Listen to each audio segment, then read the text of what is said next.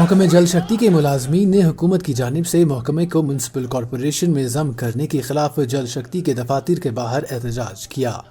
कई सालों से जम्मू कश्मीर में खिदमत अंजाम देने वाले ये मुलाजमीन महकमे को म्यूनसिपल कॉरपोरेशन में ज़म करने पर एहतजाज पर उतर आए हैं। इनका कहना है कि वो इस फैसले को किसी भी कीमत पर मंजूर नहीं करेंगे।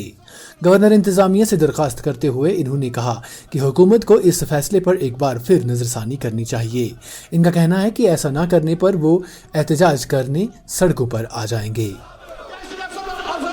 देख रहे हैं पीएचई मुलाजमीन इस वक्त सरापा एहतजाज है। सरकार ने 74 कॉन्स्टिट्यूशनल अमेंडमेंट के तहत एक ऑर्डर इशू किया है जिसमें पीएचई के डिवीजन को मर्ज किया गया है। यहाँ का इंफ्रास्ट्रक्चर, यहाँ के मुलाजमीन, उनके सेंक्शन स्ट्रेंथ को, उनके वाटर सप्लाई स्कीम्स को, डिस्ट्रीब्यूशन सिस्टम को, एसएमसी, जेएमसी और अर्बन लोकल बॉडीज जो कमेटियां हैं डिस्ट्रिक्ट हेडक्वार्टर्स पे, वहाँ पे मुलाजमीन को उनके तमाम जो इंफ्रास्ट्रक्चर है उसको जम किया गया है, मर्ज किया गया है। सरकार से हमारी अपील है, सरकार अपने फैसले पे नजरसानी करे। हमें उम्मीद थी सरकार हमारी जो हमने मेहनत की है जान फिशानी से डिपार्टमेंट के हवाले से और आवाम की जो खिदमत की है उसका हमें सिला मिलेगा, हमको एनकरेज किया जाएगा। लेकिन सरकार ने हमको डिस्करेज करते हुए ये ऑर्डर इशू किया है 100 बरस पुराना डिपार्टमेंट को खत्म करके यहाँ पे म्युनिसिपल कॉर्पोरेशन बनाई जा रही है। सरकार से हमारी अपील है प्योरली ऑन डेपुटेशन बेस हमको वहाँ पे ट्रांसफर किया जाए। अगर सरकार ऐसा नहीं करती है तो पीएचई डिपार्टमेंट की जो मजलिस शूरा है वो बैठेगी, इस हवाले से फैसला करेगी